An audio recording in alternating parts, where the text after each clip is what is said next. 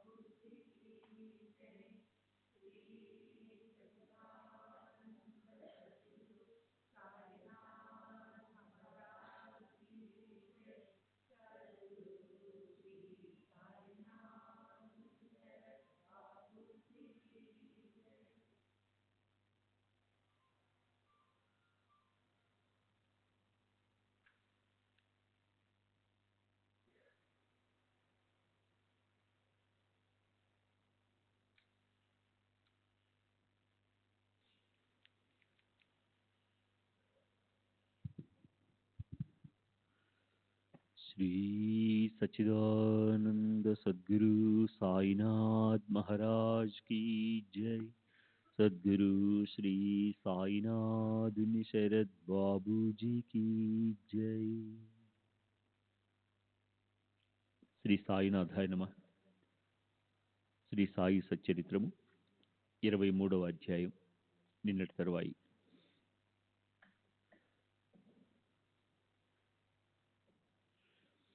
భావార్థులైన శ్రోతలు జతగూడినప్పుడు సాయి యొక్క నిధి తెరుచుకుంటుంది.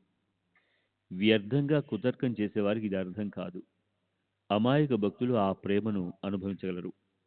ఇక తరువాతి కథానుసంధానం.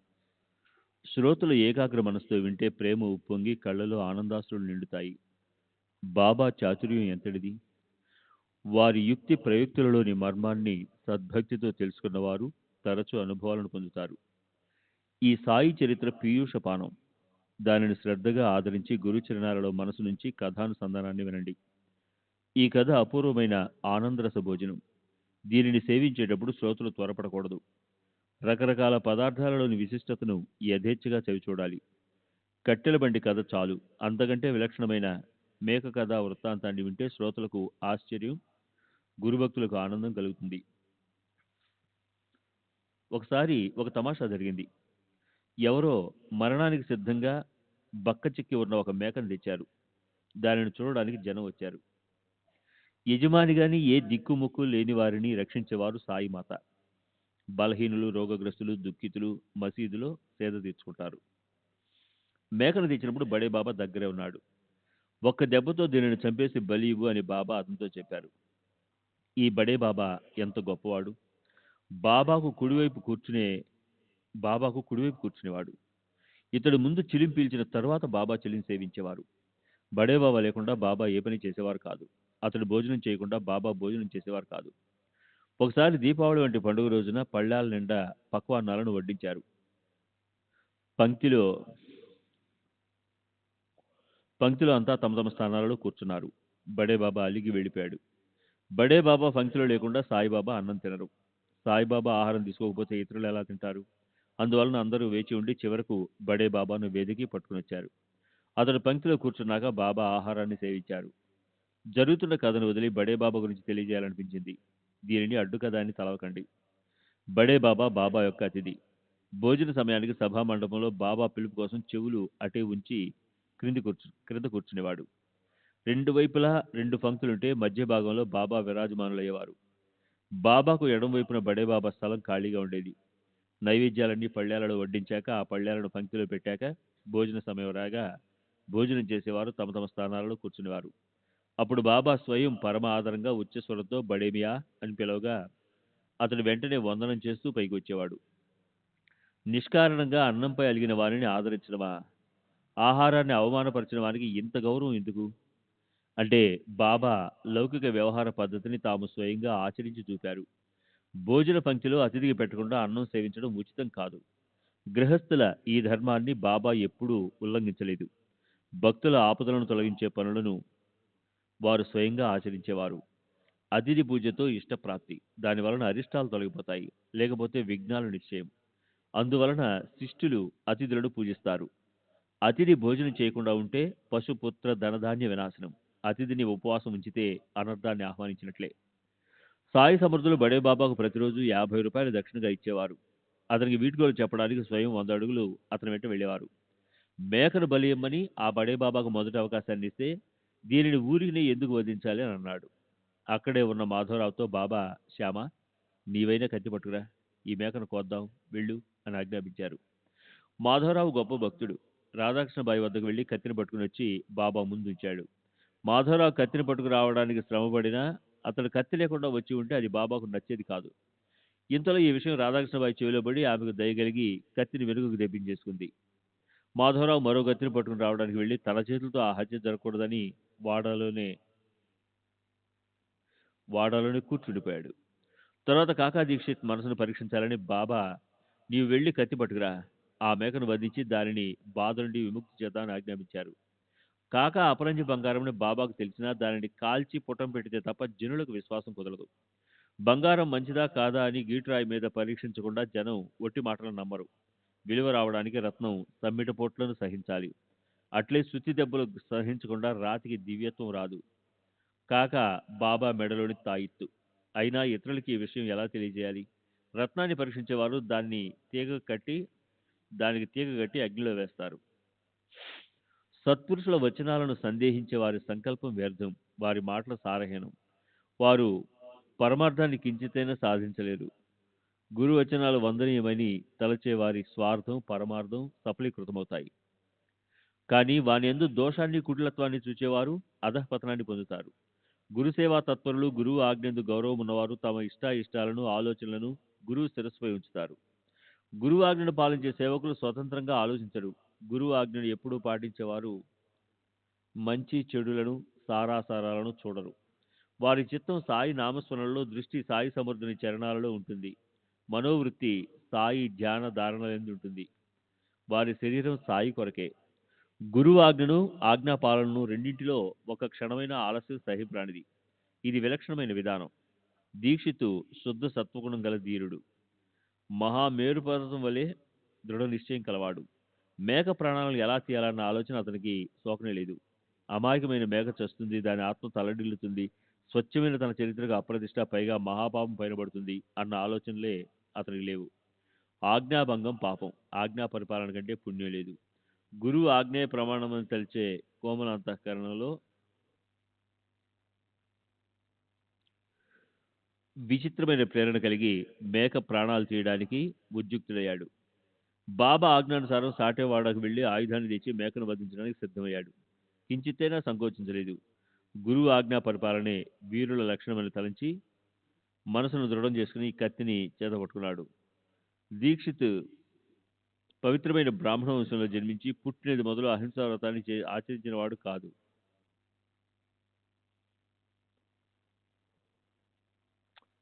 దీక్షిత్ పవిత్రమైన బ్రాహ్మణ వంశంలో జన్మించి పుట్టినది మొదలు అహింసా వ్రతాన్ని ఆచరించినవాడు.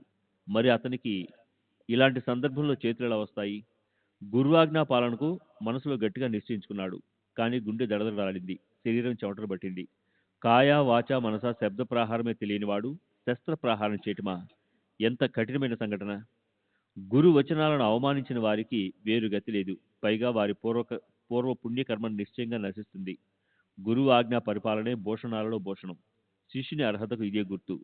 గురువు ఆజ్ఞా ఉల్లంఘనం మహాపాపం. గురువు ఆజ్ఞను ఒక క్షణమైనా ఆలస్యం చేయకుండా పాటించాలి. అలా చేయటంలో సందేహించేవాడు దౌర్భాగ్యుడు, కొమ్ములు లేని నరపశువు. గురువు ఆజ్ఞను పాటించడానికి ముహూర్తాలు, శుభాశుభాలు, ఇప్పుడు తర్వాత అన్నవి అవసరం లేదు. ఏమీ ఆలోచించకుండా వెంటనే ఆజ్ఞను పాలించేవాడు వివేకి. అలా కాక ఆలస్యం చేసేవాడు దౌర్భాగ్యుడు. శ్రీ సచ్చిదానంద సద్గురు సాయినాథ్ మహారాజ్ की जय. सद्गुरु श्री साईनाथ शरद बाबू जी की जय.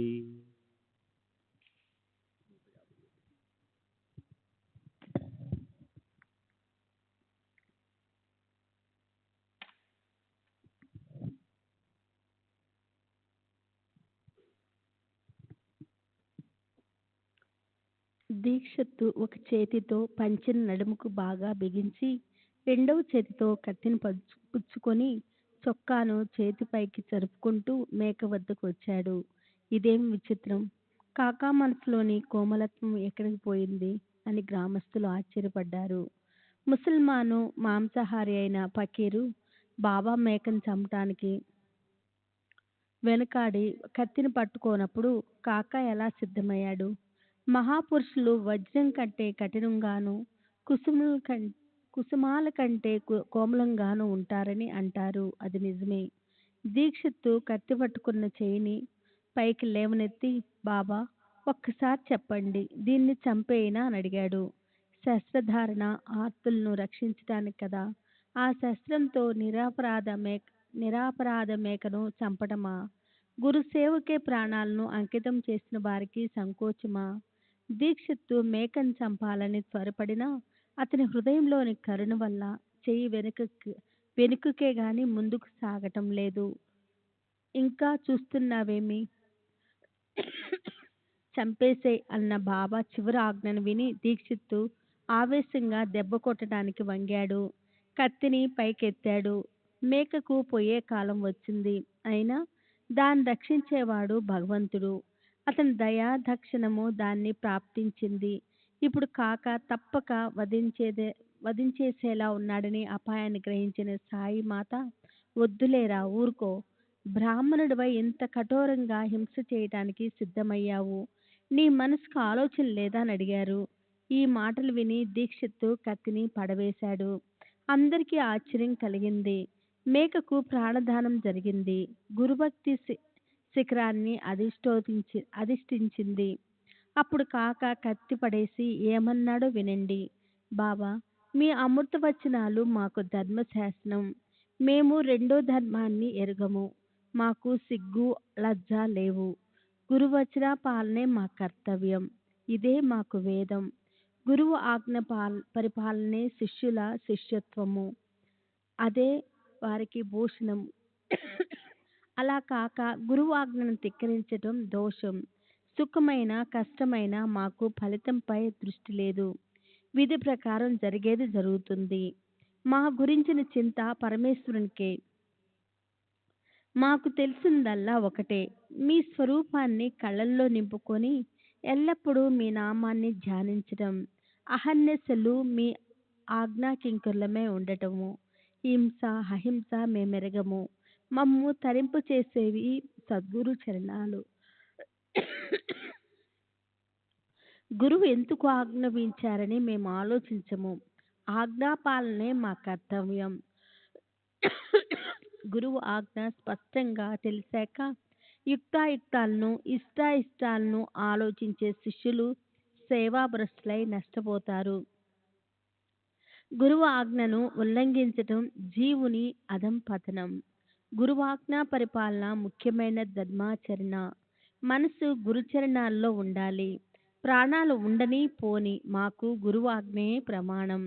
దాని ఫలితం గురువుకు తెలుసు.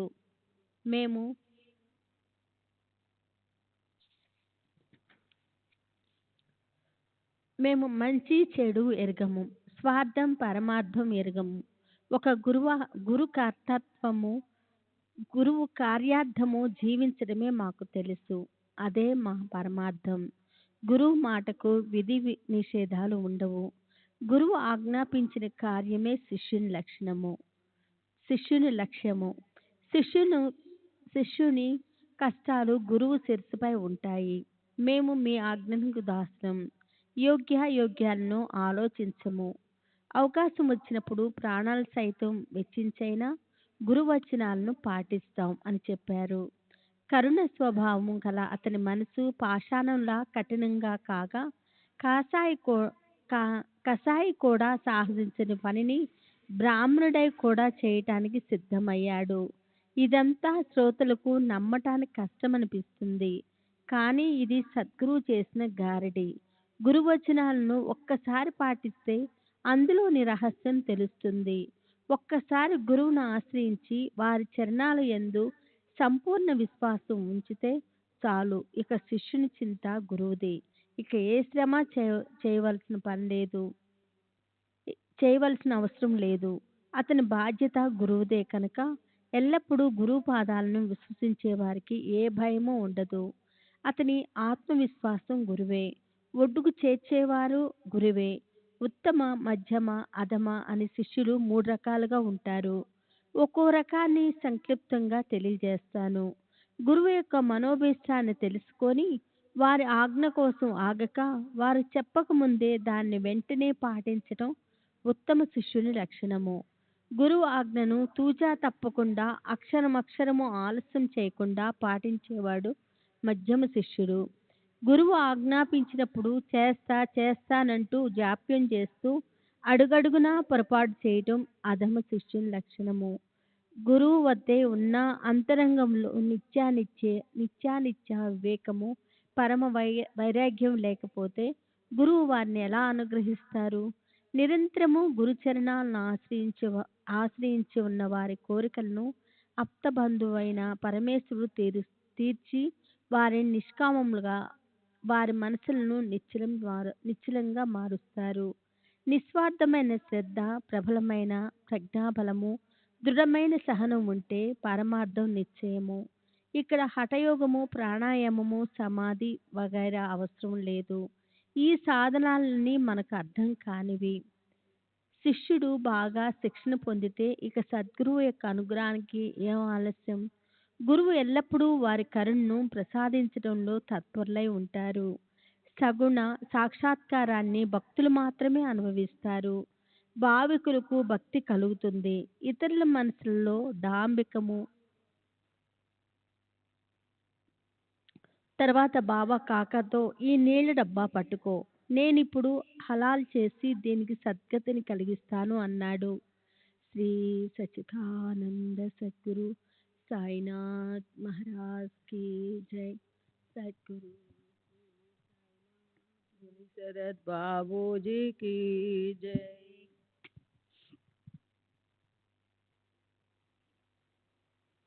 అసలే ఆ మేక చావుకు సిద్ధంగా ఉంది.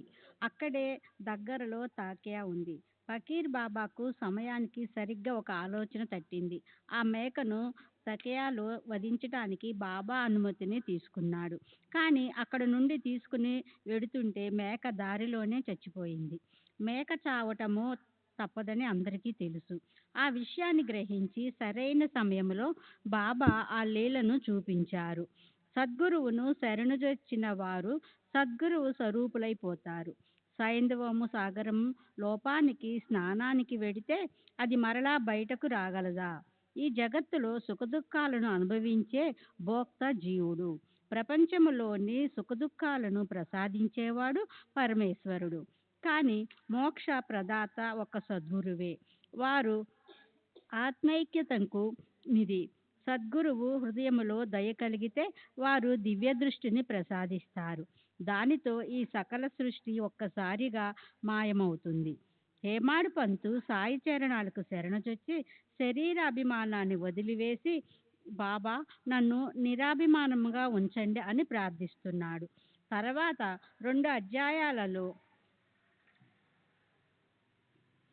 పరిహాసాలతో సాయి మహారాజు తయారు చేసిన హాస్యరస భోజనములోని విశేషాన్ని గ్రహించండి.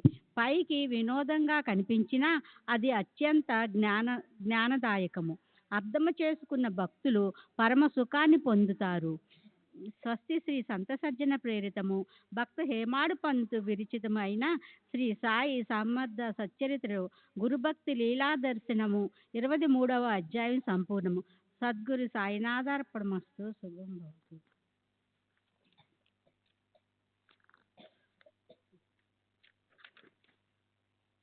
శ్రీ సాయి సచ్చరిత్ర 24వ అధ్యాయము. శ్రీ గణేశాయ నమః, శ్రీ సరస్వతై నమః, శ్రీ గురుభ్యో నమః, శ్రీ కులదేవతాయ నమః, శ్రీ సీతారామచంద్రాభ్యాయ నమః, శ్రీ సద్గురు సాయినాథాయ నమః. గత అధ్యాయములో కరుణామయులైన సాయి సద్గురువు వినోదాలతో హాస్యాలతో కూడా ఎలా బోధించారో చెప్తానని మాట ఇచ్చాను కదూ. నేను చెబుతాను అనడము అహంకారము. గురు చరణాలలో నిరహంకారము ఉండాలి. అప్పుడే కథ చక్కగా సాగుతుంది. ఇక శ్రద్ధగా వినండి. సాధు సజ్జనులు మహాపురుషులు ఎల్లప్పుడూ మేఘాలు లేని ఆకాశము వలె స్వచ్ఛంగా, నిర్మలంగా, నిష్కలంకంగా, పరిశుద్ధంగా, నిర్దోషులై ఉంటారు. సాయి మహారాజు యొక్క ఆరాధన స్వార్థానికి పరమార్థానికి సాధనం. అంతేకాక స్వస్వరూపానుసంధానానికి సహాయపడుతుంది. దాని వలన మనసుకు శాంతి కలుగుతుంది. తమ హితాన్ని సాధించతలిచేవారు ఈ కథలయందు శ్రద్ధ ఉండాలి. దానితో సహజంగా పరమానందాన్ని అనుభవిస్తారు. జీవితము సార్థకమవుతుంది. శ్రవణంతో మనసుకు విశ్రాంతి కలిగి భవభయ భ్రాంతి తొలగిపోతుంది. పరమానంద ప్రాప్తి కలుగుతుంది. శ్రోతలకు సద్గతి తప్పక కలుగుతుంది. అంతర్సాక్షి అయిన సాయి సమర్థులు భక్తుల మనోభావాలను సంపూర్ణంగా తెలుసుకుంటారు. తమ కర్తవ్యాన్ని పాలించి తమ మాట నిలబెట్టుకుంటారు. బుద్ధిని ప్రేరేపింపచేసే సాయి సమర్థులు తమ వచనాలను తామే తెలియచేస్తారు. స్వార్థాన్ని పరమార్థాన్ని సాధింపచేసే ఆ వచనాలను నా యథాశక్తి చెప్తాను. జనులు అందులు కారు. రాత్రి వేళ చూడలేనివారు కారు. కళ్ళు ఉండి జనులు గుడ్డివారు. కేవలము శరీర తదాత్మ్యము వలన తమ హితాన్ని తెలుసుకోలేకున్నారు. ఈ శరీరము ఎలా ఉంది అంటే ఒక క్షణమైన దీనిని విశ్వసించలేము. అందువలన చేతులు జోడించి ఒక క్షణము ఈ కథారసాన్ని చవిచూడమని ప్రార్థిస్తున్నాను. వినోదాలు పరిహాసాలు అందరికీ ప్రీతి. బాబా పద్ధతి అలౌకికం. వారు పరిహాసములో నుండి కూడా అందరికీ హితకరమైన బోధన చేసేవారు. జనులు ఎగతాళిని ఇష్టపడరు. కానీ బాబా యొక్క పరిహాసాన్ని కోరుకునేవారు తమ వంతు ఎప్పుడు వస్తుందా అని ఇష్టంగా ఎదురు చూచేవారు. సాధారణంగా ఎవరికీ పరిహాసం ఇష్టముండదు. ఈ పరిహాసము పరమ ఇష్టము. పైగా అభినయంతో కూడినదైతే అది కార్యాన్ని తప్పక సిద్ధింపచేస్తుంది. అభినయాలతో మందహాస వదనముతో నయన విలాసాలతో హాస్యరసముతో నిండిన పరిహాస రసాన్ని వర్ణించలేం. ఇప్పుడు పరిహాసములో నుండి పరమార్థాన్ని ఉత్పన్నము చేసే ఒక చిన్న ఉపదేశాన్ని ఇచ్చిన అభినవమైన నా అనుభవ కథను చెప్తాను. శ్రద్ధగా వినండి. శ్రీ సచ్చిదానంద సద్గురు సాయినాథ్ మహారాజ్ की जय. సద్గురు శ్రీ సాయినాథుని శరత్ బాబూజీకి జై. షిరిడీలో ప్రతి ఆదివారం పెద్ద సంత జరుగుతుంది. ఆరు బయట డేరాలు వేయబడతాయి. బాగా వ్యాపారం జరుగుతుంది. అక్కడే దారి పక్కన కూరగాయల రాసులు ఉంటాయి. నూనె, తమలపాకులు అమ్మేవారు తమ సరుకులను పెట్టుకొని దారి పక్కన కూర్చుంటారు. ఒక ఆదివారం మధ్యాహ్నం నేను బాబా వద్ద కూర్చొని వారి పాత సంవాహన చేస్తూ ఉండగా ఒక విశేషం జరిగింది. అది మధ్యాహ్నం దర్బారు. రోజుకు మళ్ళీ జనం కిక్కిరిసి ఉన్నారు. పైగా ఆదివారపు సంత. చాలా మంది జనం చేరారు. నేను బాబా ఎదుట కుడివైపుగా కూర్చొని తల వంచుకుని నామాన్ని స్మరిస్తూ బాబా పాదసేవ చేస్తూ ఉన్నాను. మాధవరావు ఎడమ పక్క, వామనరావు కుడివైపు శ్రీమంతుడైన బూటి తమ స్థలాలలో సేవ కొరకు కూర్చున్నారు. కాకా కూడా అక్కడే కూర్చున్నాడు. ఇంతలో మాధవరావు, అన్నా సాహెబ్, ఇక్కడ ఉన్న ఈ గింజలు ఎక్కడివి అని నవ్వాడు. అలా అని కోటు చేతిని వ్రేలితో తాకగా కోటు చేతి మడతలలోని గింజలు పైకి వచ్చాయి. అవి ఏమిటా అని ఎడమ మోచేయి చాచి చూద్దాము కదా, టపటపామని వేపిన శనగ గింజలు క్రిందకు రాలాయి. వానిని భక్తులు ఏరడం చూచాను. అలా ఏరి పోగు చేసినవి 25 శనగ గింజల దాకా ఉన్నాయి. ఆ పరిస్థితి పరిహాసానికి కారణమైంది. ఇది ఎలా జరిగింది? తర్కం పైన తర్కం. శనగ గింజలు కోటిలోనికి ఎలా వెళ్ళాయి అని అందరికీ ఆశ్చర్యం కలిగింది.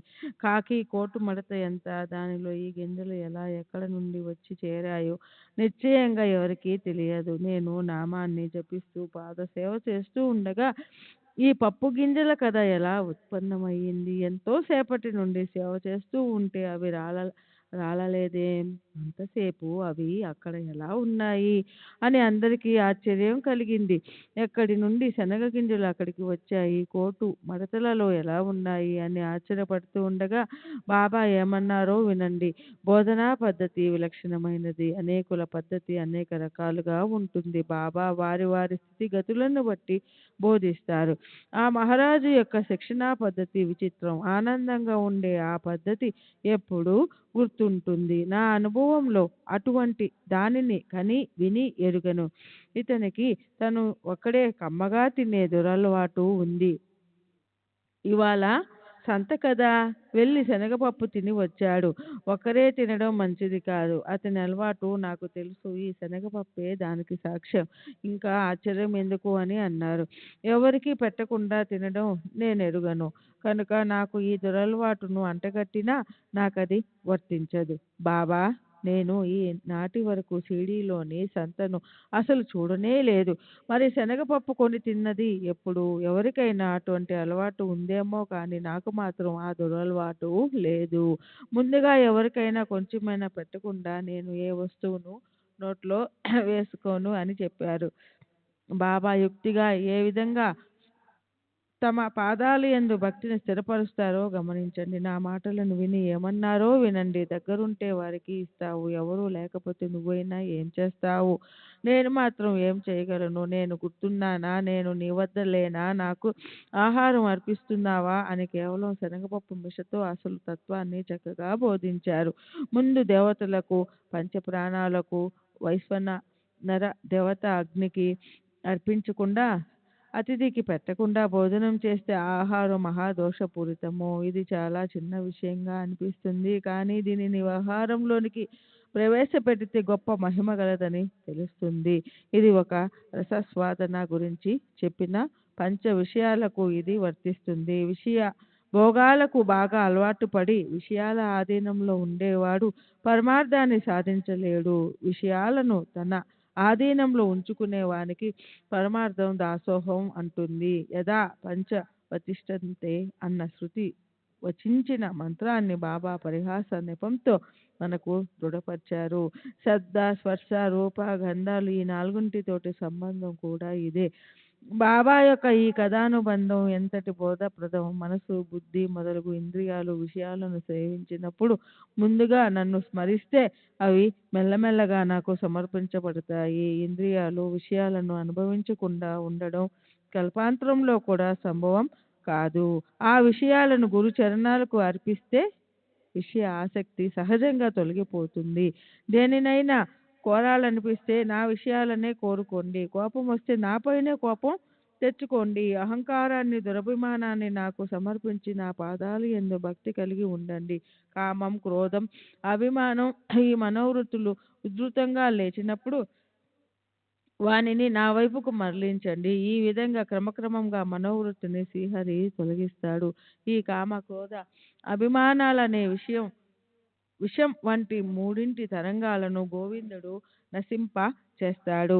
నిజానికి ఈ మనోవికారాలు నా స్వరూపంలోనే లయమవుతాయి, లేదా అవి నా రూపాన్నే పొందుతాయి, నా పాదాల యందే విశ్రమిస్తాయి.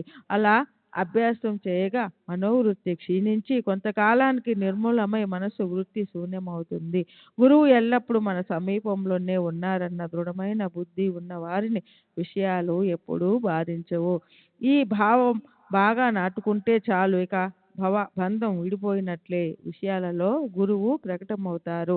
అలా విషయాలు గురువు రూపంలో ఉంటాయి. విషయాలను అనుభవించడానికి ఏ కాస్త కోరిక కలిగినా బాబా అక్కడే ఉన్నారని, ఆ విషయాలు తగనివా అన్న ఆలోచన మనసుకు కలుగుతుంది. తగని విషయం సహజంగా వదిలిపోతుంది. భక్తుని వ్యసనం తొలగిపోతుంది. దృఢమైన అభ్యాసంతో తగని విషయాలపై మనసును అసహ్యం కలుగుతుంది. ఈ నియమాలన్నీ వేదాలలో ఉన్నాయి. వీని ప్రకారంగా విషయాలను సేవించేవారు విచ్చలవిడిగా ప్రవర్తించరు. మనసుకు అలా అలవాటు చేయగా విషయ సుఖాల ఆలోచనలు మందగిస్తాయి. గురువు యొక్క ఆరాధన యందు ప్రీతి కలుగుతుంది.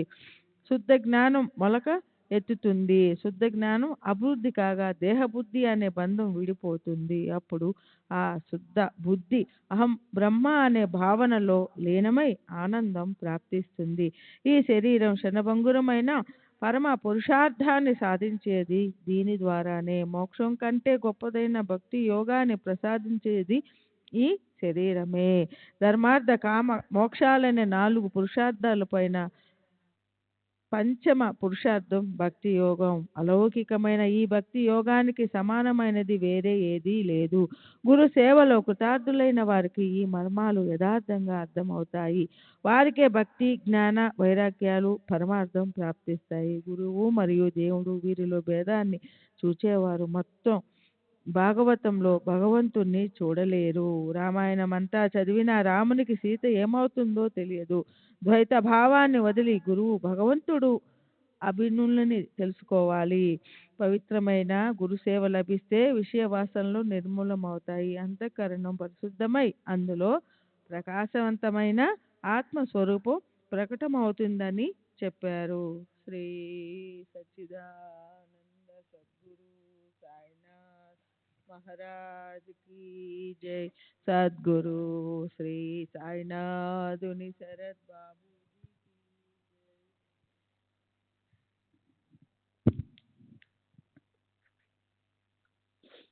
ప్రబలమైన సంకల్ప శక్తితో శనగపప్పును సృష్టించటం బాబాకు హస్తలాఘవం. ఇంతకంటే విలక్షణమైన లీలలను కూడా చూపించటానికి వారికి ఎంతో సమయం పట్టదు. కేవలం పొట్టకూటి కోసం ఇంద్రజాలం చేసే లౌకిక గారడివాడు ఎముకతో మంత్రదండాన్ని తిప్పుతూ కోరిన వస్తువును బయటికి తీస్తాడు.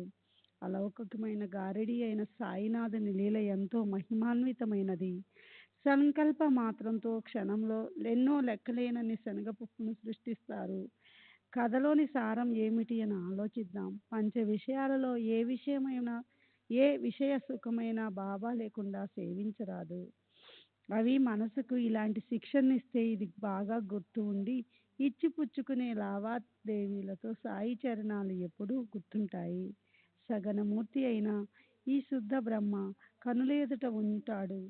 భక్తి, విరక్తి, ముక్తి, పరమప్రాప్తి లభిస్తాయి. వారి సుందర రూపాన్ని మనోనేత్రంతో వీక్షిస్తుంటే ప్రపంచ సుఖాలు ఆకలి దప్పులు హరించుకుని పోతాయి. ఐహిక సుఖాల కోరిక నశించి మనసుకు శాంతి కలుగుతుంది. ఓవీలను గుర్తు తెచ్చుకుందామని ప్రయత్నించినప్పుడు ఒక పదమన్నా గుర్తుకు రాదు, కానీ తిరుగల వద్ద కూర్చున్నప్పుడు గుర్తుకు వస్తుంది. అట్లే ఈ శనగలు ఇలా చెప్పుతుంటే సుధాముని కథ గుర్తుకు వచ్చింది. ఒకసారి బలరాముడు కృష్ణుడు సుధాముడు గురువు ఆశ్రమంలో సేవ చేస్తుండగా కర్రలను తేవటానికి బలరాముని శ్రీకృష్ణుని పంపారు. గురుపత్ని ఆజ్ఞాపించగా కృష్ణుడు బలరాముడు అరణ్యానికి వెళ్ళారు. వారి వెనక సుధాముడు కూడా పంపారు. తరువాత గురుపత్ని సుధామునికి శనగలని ఇచ్చి అరణ్యంలో ఆకలి దప్పులు అయినప్పుడు వీరిని ముగ్గురు తినండి అని ఆజ్ఞాపించింది. తరువాత అడవిలో కృష్ణుడు అన్నా దాహం వేస్తూ ఉంది అని అంటే సుధాముడు శనగల మాట చెప్పకుండా ఏమన్నాడో వినండి. పరగడుపున నీరు త్రాగకూడదు, కాసేపు విశ్రమించు అని అన్నాడే కానీ ఈ శనగలు తినమని చెప్పలేదు. కృష్ణుడు సుధాముని ఒడిలో విశ్రమించాడు. కృష్ణుడు కళ్ళు మూత పడగానే సుధాముడు శనగలను తినసాగాడు. అన్నా, ఈ శబ్దం ఏమిటి? ఏం తింటున్నావు అని కృష్ణుడు ప్రశ్నించగా, ఇక్కడేముంది తినడానికి, చలి వలన పళ్ళు పటపటమంటున్నాయి. విష్ణు సహస్రనామాన్ని కూడా స్పష్టంగా ఉచ్చరించలేకుండా ఉన్నాను అని చెప్పాడు. సుధాముని ఈ మాటలు విని సర్వసాక్షి అయిన కృష్ణ పరమాత్మ, నాకు సరిగ్గా ఇటువంటి కలే వచ్చింది. ఒకరి వస్తువుని మరొకరు తింటుండగా ఏమి తింటున్నామని అడిగితే ఏముంది తినడానికి, మట్టి అని అన్నారు. ఆ వాణి యథార్థమైంది. అన్నా, ఇది వట్టి స్వప్నమే. నేను లేకుండా నీవు ఎప్పుడైనా తింటావా? ఇంకా నేను కలలో ఉండటం వలన ఏమి తింటున్నావని అడిగాను అని అన్నాడు. పూర్వాశ్రమంలో కృష్ణుని లీల సుధామునికి తెలిసి ఉంటే ఈ తప్పు చేసి దాని పరిణామాన్ని అనుభవించి ఉండేవాడు కాదు. ఆ దోషం మాత్రం సాధారణమైనదా? అతడు పరమ దారిద్ర్యానికి గురి అయ్యాడు. అందువలన ఎవరికి పెట్టక ఒక్కరే తినేవారు దీన్ని గుర్తుంచుకోవాలి. శ్రీకృష్ణ పరమాత్మకు సుకుడైన సుధాముని వంటి భక్తునికి నియమంలో కించిత్ పొరపాటు రాగా సంసారంలో చాలా బాధను అనుభవించాడు. తరువాత అతనే భార్య కష్టార్జితమైన పిడికడు అటుకులు ప్రేమతో సమర్పించగా కృష్ణుడు ప్రసన్న చిత్తుడే అతనికి ఐశ్వర్యాన్ని ఇచ్చి సంతృష్టి చేశాడు. ఇప్పుడు ప్రబోధాత్మకమైన మరొక విషయాన్ని చెబుతాను. శ్రీ సచిదానంద సద్గురు సాయినాథ్ మహారాజ్ की जय।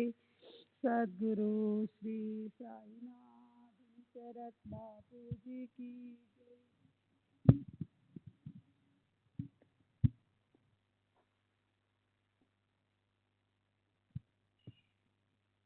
श्री सच्चिदानंद सद्गुरु साईनाथ महाराज की जय।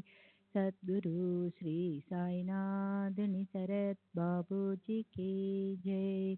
ఇప్పుడు ప్రబోధాత్మకమైన మరొక విషయాన్ని చెబుతాను. అది మొదట వినోదాన్ని ఆనందాన్ని కలిగించి చివర జ్ఞానాన్ని కలిగించే విషయం. ఒకరికి పరమార్థ బోధ ఇష్టం, మరొకరికి తర్కం యుక్తివాదం, మరొకరికి పరిహాసం వినోదం ఇష్టం. అలా అందరికీ ఆనందమే ఆనందం. ఇది ఒక పరిహాస కథ. ఒక స్త్రీ మరియు ఒక వృద్ధునికి సాయిబాబా దర్బారులో తగు పడింది. అది ఎవరిని అగౌరవపరచకుండానే తొలగింపబడింది. ఈ కథ కూడా రసపూరితమైనది, శ్రోతలకు చాలా ఆనందాన్ని కలిగిస్తుంది. భక్తులు తమలో తాము పోట్లాడుకుంటుంటే హాస్యరసం ఉత్పన్నమవుతుంది. దామోదర్ ఘనశ్యామ్ అన్న భక్తుని ఉపమానం బాబరే. వాడుకలోనున్న పేరు అన్నా చించనీకర్. అతనికి బాబాపై అమితమైన ప్రేమ. అతడు మొరటు స్వభావంతో ఎవరినీ లెక్క చేసేవాడు కాదు. మంచి చెడు చూడకుండా మొహమాటం లేకుండా మాట్లాడేవాడు. ఎంత కఠినంగా మాట్లాడినా అతడు సజ్జనుడు, సాత్వికుడు. కానీ గుళ్ళతో నిండి నొక్కగానే పేలిపోయే తుపాకీ తలపై ఉన్నట్లు ఉండేవాడు. పనులన్నీ త్వరగా జరగాలి, అరువు మాటే లేదు. ఎవరి వద్ద మొహమాటం లేకుండా నిష్కర్షగా వ్యవహరించేవాడు. చేతితో నిప్పైనా పట్టుకోవచ్చునేమో గాని అన్నా మాత్రం అంతకంటే ఎక్కువగా మండి పడుతుండేవాడు. కానీ అతను నిష్కపట స్వభావం కలవాడు, అందుకే బాబాకు ప్రియుడు. ఒకసారి మధ్యాహ్నం మసీదులో బాబా దర్బారు నిండుగా ఉంది. బాబా తమ ఎడమ చేతిని కటకటాలపై వేసి కూర్చున్నారు.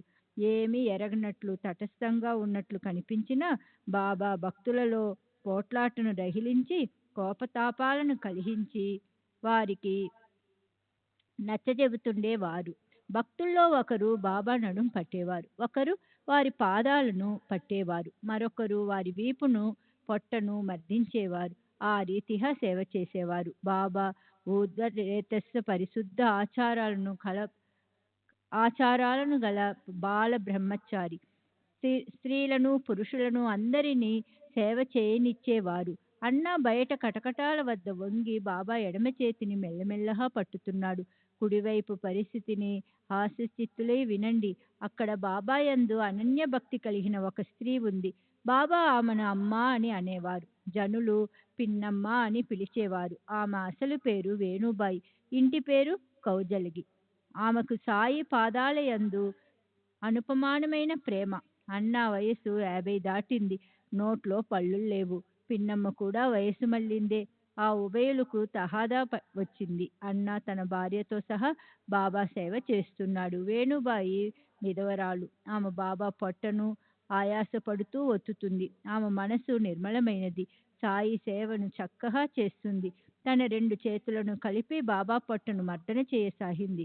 వెనుక నుండి ముందు పొట్ట వరకు 2 చేతులతో పట్టుకుని మజ్జిగ చిలుకుతున్నట్లు ఒత్తసాగింది. అలా ఆమె బాబాను స్మరిస్తూ నిర్భయంగా ఒత్తుతూ ఉంది. బాబా కూడా కిమ్మనకుండా వారికి ఏ బాధ లేదా అన్నట్లు ఉన్నారు. ఆమె చాలా వింతగా పొట్ట వీపుకు అంటుకుపోయేలా బాగా నలిపేస్తూ పొట్ట ఒత్తుతూ ఉంది. ఆమె ప్రేమతోనే చేస్తున్నా చూచేవారికి దయ కలుగుతుంది. భక్తులకు ఎల్లప్పుడూ క్షేమం కలగాలని, వారు అనవసరం తమ స్మరణలో ఉండాలని, వారి నుండి సాయి నిష్కపటమైన ప్రేమను తీసుకుని ఎటువంటి సేవనైనా స్వీకరించేవారు. శ్రీ సచ్చిదానంద సద్గురు సాయినాథ్ మహారాజ్ కీ జై.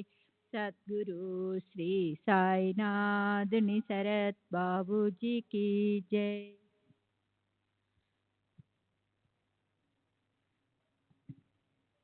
మనకు సత్పురుషుల సత్సంగం లభించడానికి ఒక మన తపో శక్తి ఏపాటిది. కానీ దీనవశులైన సాయి తమ భక్తులనెన్నడూ ఉపేక్షించరు. ఆమె ఒత్తడంతో ఎంత నేర్పు ఉన్నది. దానితో బాబా క్రిందకు పైకి ఊగిపోతున్నారు. ఆమె కూడా అట్లాగే కదులుతూ ఉంది. ఆ సేవ విచిత్రమైనది. అన్న ముందుకు వంగి ఉన్న కదలక స్థిరంగా ఉన్నాడు. వేణుబాయి సేవ యందు లీనమై ఉండటం వలన ఆమె ముఖం క్రిందకు పైకు కదులుతూ ఉంది. అప్పుడు ఏమైంది? ఆమె సాయి సేవ సుఖంలో బాబా పొట్టను పిండేస్తున్నట్టుగా గబుక్కున ఆమె ముఖం అన్న ముఖం వద్దకు వచ్చింది. అప్పుడు మంచి హాస్య స్వభావం గల ఆమె ఆ అవకాశాన్ని తీసుకొని, ఈ చపలుడైన అన్న నన్ను ముద్దివ్వమని కోరుతున్నాడు. ఇదేమిటి అన్నా? తల నెరిసిపోయినా నీకు సిగ్గులేదు. నన్ను ముద్దు పెట్టుకోవాలని చూస్తున్నావు అని పిన్నమ్మ అనేసరికి అన్న తన చొక్కా చేతిని మడుచుకున్నాడు. నేను ముసలివాణ్ణా? నేను పిచ్చివాణ్ణా? నేనేమైనా అంత మూర్ఖుణ్ణా? నీ మొహంలో మొహం పెట్టి నాతో తగువుకు తయారయ్యావు అని అన్నాడు. బాబాకు వారిద్దరి యందు ప్రేమ. వారిద్దరి తగువును చూచి వారిని శాంతింపచేయటానికి ఒక మంచి యుక్తిని పన్నారు. ఎంతో ప్రేమగా, అరే అన్నా, ఊరికే ఎందుకు గొడవ చేస్తున్నావు? తల్లిని ముద్దు పెట్టుకోవటంలో అనుచితం ఏముందో అర్థం కావటం లేదు అని అన్నారు. దాన్ని విని ఇద్దరూ చల్లబడ్డారు. ఆ హాస్యరస వాణి అక్కడికి అయిపోయింది. అందులో నుండి ప్రేమతో కూడిన హాస్యరసం ఉప్పొంగింది. ఈ పరిహాసం అందరికీ వచ్చింది. చూడటానికి ఇది చిన్న కథే. దీనిలోని మర్మాన్ని తెలుసుకోగల శ్రోతలు ఇందులోని మాధుర్యాన్ని గ్రహించగలరు. ఆ పరిస్థితిలో వారిద్దరిని ఎలా శాంతింపచేశారు అన్నది ఈ కథలోని ఉద్దేశంలా కనిపించింది. తల్లి బిడ్డల్లో ఉండవలసిన ప్రేమ ఆ ఇద్దరిలో ఉంటే వారికలా కోపం వచ్చేది కాదు. తగువు పుట్టేది కాదు. కొరడాతో కొడితే నవ్వటంతో, పూలతో కొడితే ఏడవటం అనేది మనోతరంగాల బట్టి ఉంటుంది. ఈ అనుభవం ఎవరికీ లేదు. ఇది ఎవరికీ తెలియదు. బాబా సమయోచితంగా చెప్పిన మాటల్లోని విశేష జ్ఞానాన్ని శ్రోతలు గ్రహించి శాంతంగా ఉంటారు. ఇలాగే ఒకసారి బాబా పొట్టను మర్దిస్తూ ఉండగా ఆమె మొరటుతనాన్ని గమనించిన బాబా పరమభక్తులకు బాధ, దయ, చింత కలిగాయి. ఓ తల్లి, ఇదేమి మర్దించటం? దయ చూపించు, బాబా నరాలు తెగిపోగలవు అన్నారు. ఆ మాటలు చెవిన పడగానే బాబా వెంటనే తమ స్థానం నుండి లేచి చేతిలోనికి సటకా తీసుకొని నేలపై కొట్టారు. వారి కోపం తీవ్ర రూపాన్ని దాల్చింది. వారి కళ్ళు నిప్పు కణాల వలె అయ్యాయి. అటువంటి పరిస్థితిలో వారి ఎదుట ఎవరు నిలబడగలరు? పిల్లి కళ్ళు చీకటిలో మెరిసేలా బాబా కళ్ళు పగలు మెరవసాగాయి. ఆ కళ్ళల్లోని జ్వాలలు సృష్టిని తగలపెట్టేలా అన్నట్లున్నాయి. సటకా చివరి భాగాన్ని చేత్తో పట్టుకొని తమ పొట్ట లోపలికి గుచ్చి మరోవైపు కొనను ఎదుట స్తంభానికి ఆంచి ఆ స్తంభాన్ని గట్టిగా వాటేసుకున్నారు. సుమారు 2.5 అడుగుల పొడవు ఉన్న ఆ సటకా మొత్తం బాబా కడుపులో లోపలికి పోయి క్షణంలో పొట్ట పగిలిపోయి ప్రాణాంతకమయ్యేలా కనిపించింది. స్థిరంగా ఉన్న స్తంభం ఏం కదులుతుంది? బాబాయే దాన్ని దగ్గరగా జరిగి స్తంభానికి పొట్టను గట్టిగా అదిమి పట్టారు. చూచేవారు భయభీతులయ్యారు. ఇక పొట్ట పగిలిపోతుందేమో తలచి వారు ఇదెక్కడి దుర్భరమైన కష్టం వచ్చి పడింది బాబూ అని ముక్కున మీద వేలేసుకున్నారు. ఇప్పుడు ఈ అనర్థం తొలగేది ఎలా? భక్తుల ఆధీనంలో ఉండడం బాబా వ్రతం. ఆ పిన్ని కొరకు ఇంత కష్టం సహించాలా అని భక్తులు బాధపడ్డారు. ఎవరైనా సేవ చేస్తుండగా మధ్యలో ఎవరైనా అనుచితంగా మాట్లాడినా లేక సేవ చేసేవారిని ఏమైనా అన్నా బాబాకు నచ్చేది కాదు. బాబాకు బాధ కలగకూడదని బాధతో భక్తులు ప్రేమతో పిన్నమ్మకు తెలిపేందుకు వారి పరిణామం ఇలా కావాలా అని బాధపడ్డారు. దేవునికి కరుణ కలిగింది. సాయిబాబా శాంతించారు. భయంకరమైన ఆ చర్యను మాని వచ్చి తమ ఆసనంలో కూర్చున్నారు. బాబా యందు ప్రేమ కలిగిన భక్తులు బాబా యొక్క కఠిన స్వభావాన్ని తెలుసుకొని అప్పట్నుండి ఇక ముందు అలా ప్రవర్తించకూడదని బాగా లెంపలు వేసుకున్నారు. అప్పట్నుండి ఎవరికి తోచినట్లు వారిని సేవ చేయనివ్వాలి. ఎవరి దారికి అడ్డుపోకూడదు అని నిశ్చయించుకున్నారు. సాయి సమర్థులు స్వయం సామర్థ్యవంతులు, నిగ్రహానుగ్రహాలు ఎరిగిన జ్ఞానులు. సేవ చేసే వారి గుణాలు అవగుణాలు వారికి తెలుసు. మనకెందుకు అని అనుకున్నారు. బాబాకు ఒకరి సేవ సుఖంగా ఉంటుంది, మరొకరి సేవ కటువుగా మరొటుగా ఉంటుందని మన బుద్ధి వికారాలను అనుసరించి అనుకోవడమే కానీ నిజమైన దాన్ని గ్రహించలేం. ఇప్పుడు ఈ వినోదం, ఈ పరిహాసంలోని ఉద్దేశాన్ని అర్థం చేసుకోగలిగిన వారు అర్థం చేసుకుంటారు. సాయి కథారసంలోని ఆనందం మకరందాన్ని భక్తులు సేవిస్తారు. హేమాడ్ సాయి చరణాల్లో లీనమవుతారు. తర్వాతి అధ్యాయంలో ఇంతకంటే గంభీరమైన కథల్లో సాయి దయామయులు భక్త దామోదరుని కోరిక తీర్చుతారు. అది కూడా గొప్ప చమత్కారం. దామోదర్ ప్రపంచంలో చాలా కష్టాలు పడుతుంటే అతన్ని తమ వద్దకు రప్పించుకొని అతని బాధను తీర్చుతారు. స్వస్తి శ్రీ సంత సజ్జన ప్రేరితము భక్త హేమాడ్ పంతు విరచితము అయిన శ్రీ సాయి సమర్థ సచ్చరిత్రంలో వినోద విలసితనం 24వ అధ్యాయం సంపూర్ణం. సద్గురు సాయినాథార్పణమస్తు. శుభం భవతు. శ్రీ సచ్చిదానంద సాయినాథ్.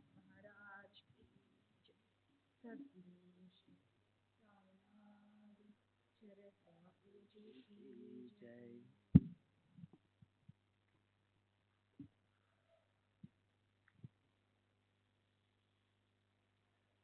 సాయి సచ్చరిత్ర 25వ అధ్యాయం.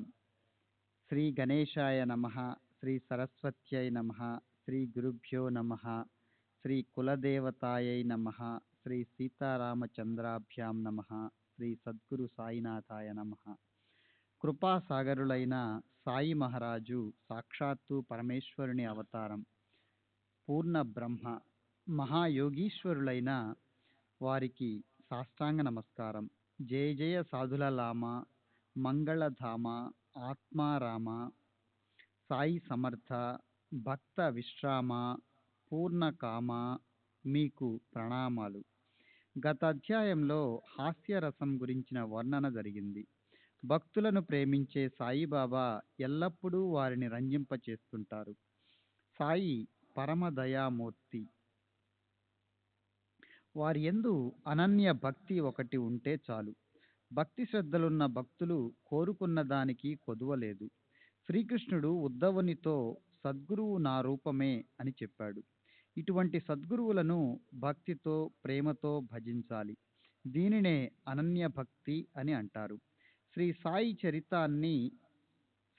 చరితాన్ని వ్రాయాలని నా అంతరంగంలో కోరిక కలిగింది.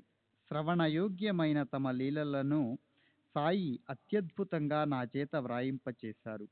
నాకు వ్యుత్పత్తి జ్ఞానం రచనార్హత లేకున్నా పామరుణ్ణైన నాకు స్ఫూర్తినిచ్చి భక్తులను జాగృతం చేయడానికి నా ద్వారా ఈ గ్రంథాన్ని రచయింపచేశారు.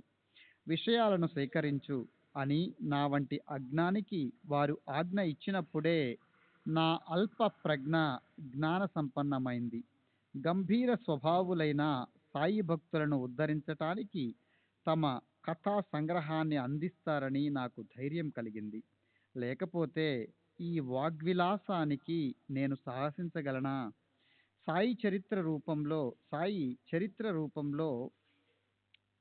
రూపంలో ఉన్న ఈ చరితామృత రసం సత్పురుషుల చరణ ప్రసాద పాయసం. శ్రీ సాయి సచ్చరిత రూపంలో ఇది భక్తులకు అమృతపు చలివేంద్రం.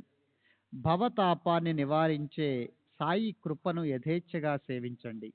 ఇది చరిత్ర కాదు, చంద్రకాంతం. సాయి కథామృతాన్ని స్రవింపజేస్తుంది. దప్పికగొని ఉన్న భక్త చకోరులు మనసారా సేవించి తృప్తులవుతారు.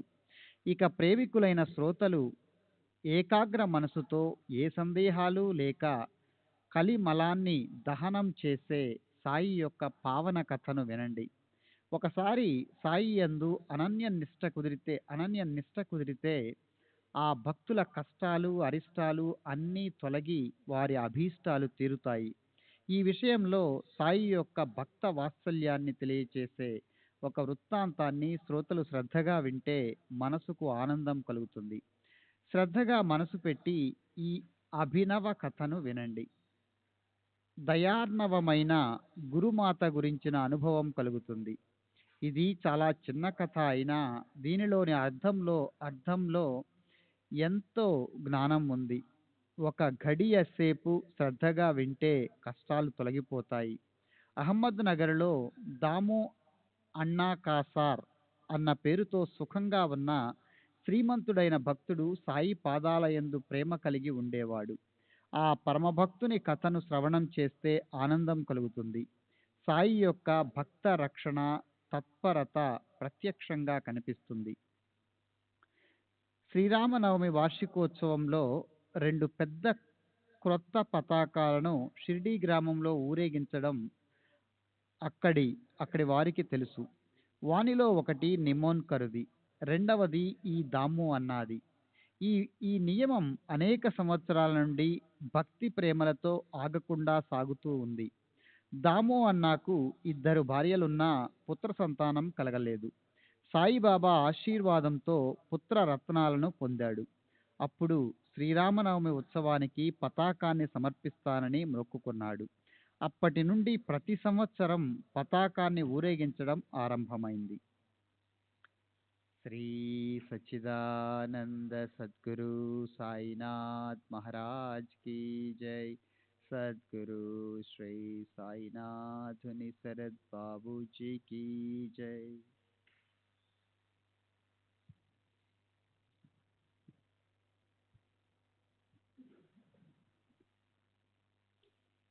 श्री सच्चिदानंद सद्गुरु साईनाथ महाराज की जय।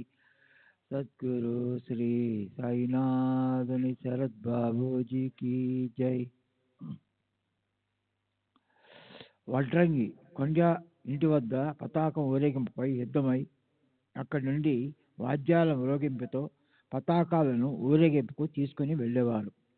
పొడవైన పతాకాలను మసీదు పైన రెండు వైపులా కట్టేవారు. ప్రతి సంవత్సరం ఈ మహోత్సవ సమారంభం జరుగుతుంది. అప్పుడు అక్కడికి వచ్చే ఫకీర్లకు తృప్తిగా భోజనం పెట్టేవారు. ఈ రీతిగా శ్రీరామనవమి దాము అన్నా షేక్ జరిపించేవాడు. దాము అన్న కథను ఇప్పుడు శ్రోతలు మనవి చేస్తాను. శ్రద్ధగా శ్రవణం చేస్తే సాయి యొక్క సామర్థ్యం విదితమవుతుంది. బొంబాయి నగరంలో దాము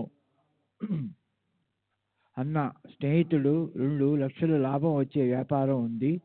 ఇటువంటి లాభసాటి వ్యాపారం చేద్దామా అని ముంబై నుండి ఉత్తరం రాశాడు. నువ్వు నేను ఇద్దరం భాగస్వామిగా చేరి చివరకు 1 లక్ష సంపాదించుకుందాం. నిర్భయమైన వ్యాపారం, వెంటనే జాబు రాయి. ఇప్పుడు దూదిని కొంచెం, దాని ధర వెంటనే పెరిగిపోతుంది. ఇప్పుడు ఈ అవకాశం ఉపయోగించుకోకపోతే తర్వాత మనం పశ్చాత్తాప పడాల్సి వస్తుంది. ఈ సమయాన్ని జాలువిడ్చుకోకు అని వ్రాయగా అన్న మనసు కలవరపడింది. అతనికి తన స్నేహితునిపై గట్టి విశ్వాసం. అయినా ఏమి నిశ్చయించుకోవాలో తోచలేదు. వ్యాపారం చేయాలా వద్దా, ఏమవుతుందో ఏమో అన్న సంశయంలో అన్న వింత పట్టుకుంది. దాము అన్న కూడా గురుపుత్రుడు. బాబాకు ఉత్తరం రాశాడు. మాకు స్వతహాగా ఆలోచించే బుద్ధి లేదు. మీరే మాకు 1 లక్ష. వ్యాపారం బాగానే ఉంది, చేద్దాం అని అనిపిస్తూ ఉంది. కానీ దీనిలో లాభం లేకుండా నష్టమా, దయచేసి తెలియజేయండి అని మాధవరావు ఉత్తరం రాశాడు. ఆ ఉత్తరాన్ని బాబాకు చదివి వినిపించి వారి ఆజ్ఞను తెలియజేయమని మరునాడు మధ్యాహ్నం ఆ ఉత్తరం మాధవరావు చేతికందింది. అతడు దానిని తీసుకుని వెళ్ళి మసీదులో బాబా పాదాలు ఉంచాడు. శ్యామ, ఏమిటి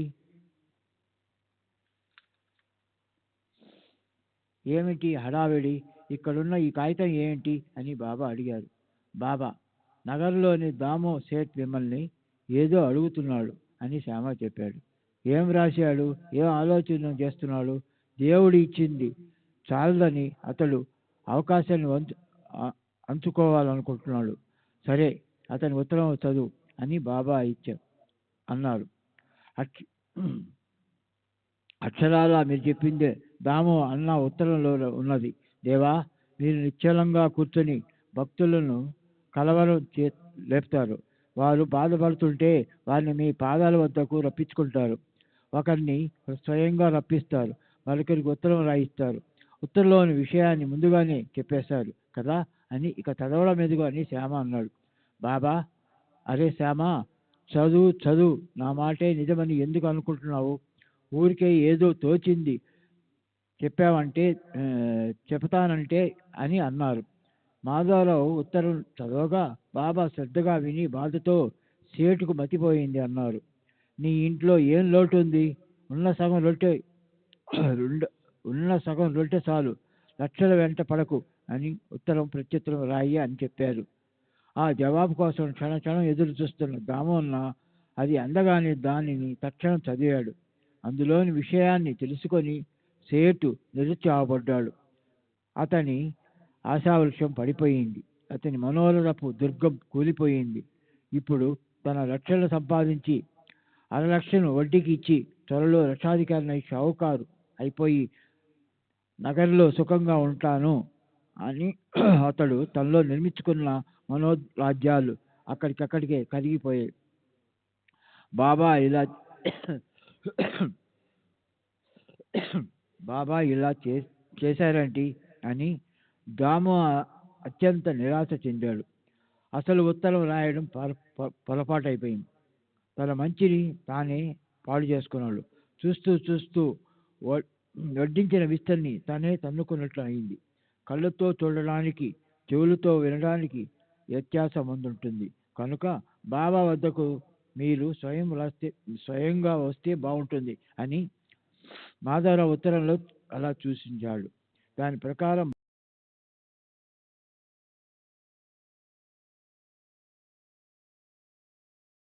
ఆలోచించుకొని అన్నా షిరిడీకి వచ్చాడు.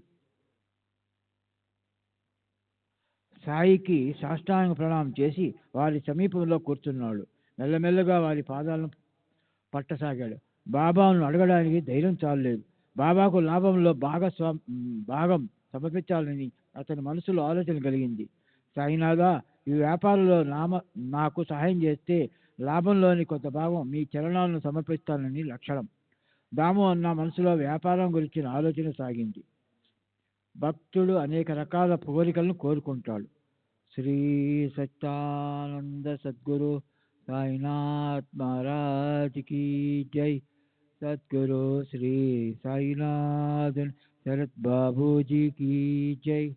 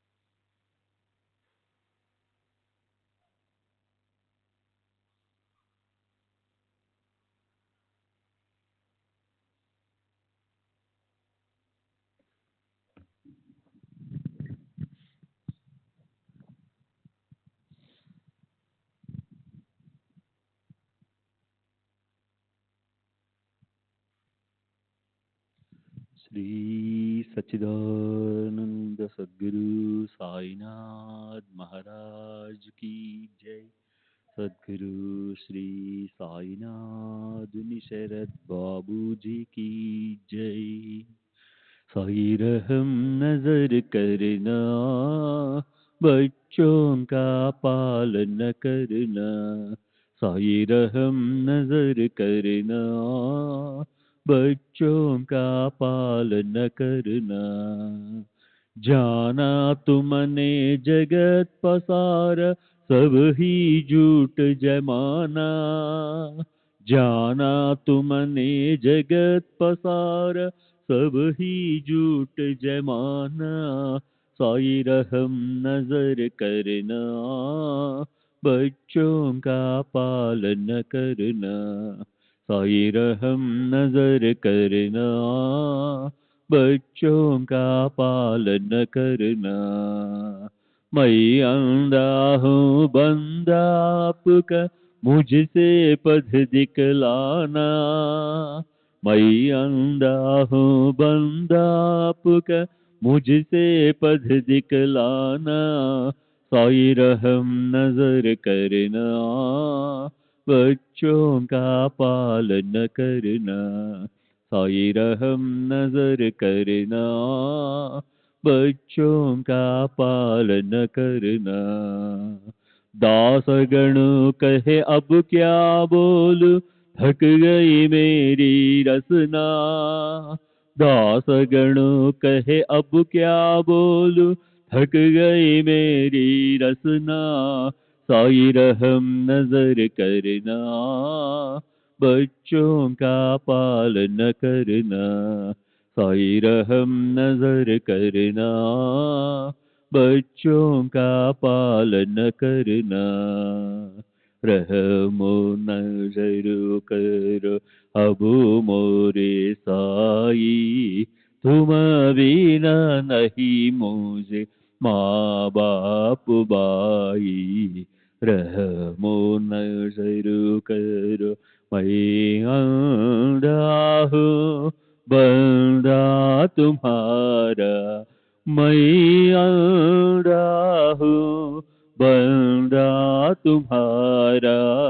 मैं ना जानू मैं ना जानू मैं ना जानू अल्लाह इलाही।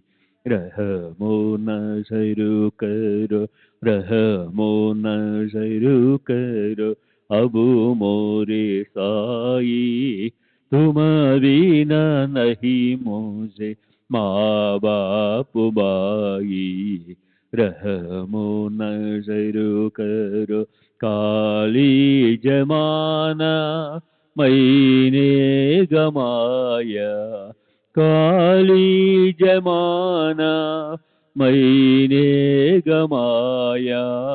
साथी आखिर का साथी आखिर का साथी आखिर का, तुम बिना कोई। नमो नजर करो रहमो नजर करो अब मोरे साई, तुम बिना नहीं मुझे माँ बाप भाई।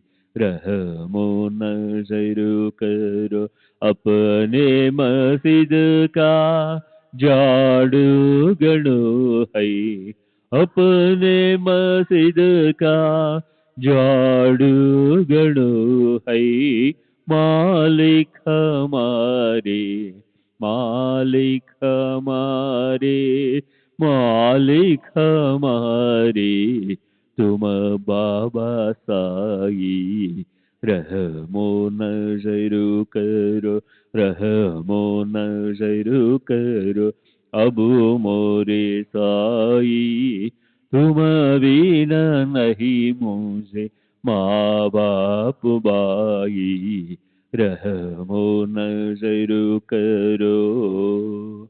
श्री सच्चिदानंद सद्गुरु साईनाथ महाराज की जय। सद्गुरु श्री साईनाथ शरद बाबू जी की जय।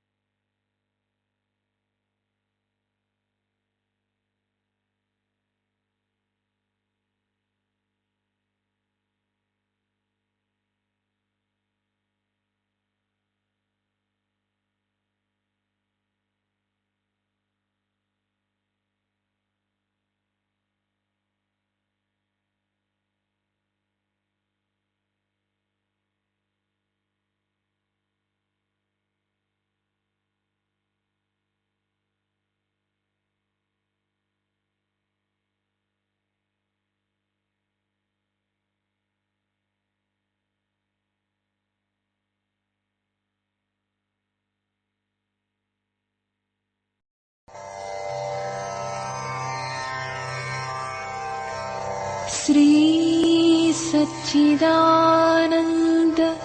सद्गुरु साईनाथ महाराज की जय। सद्गुरु श्री साईनाथुनि शरद बाबू जी की जय।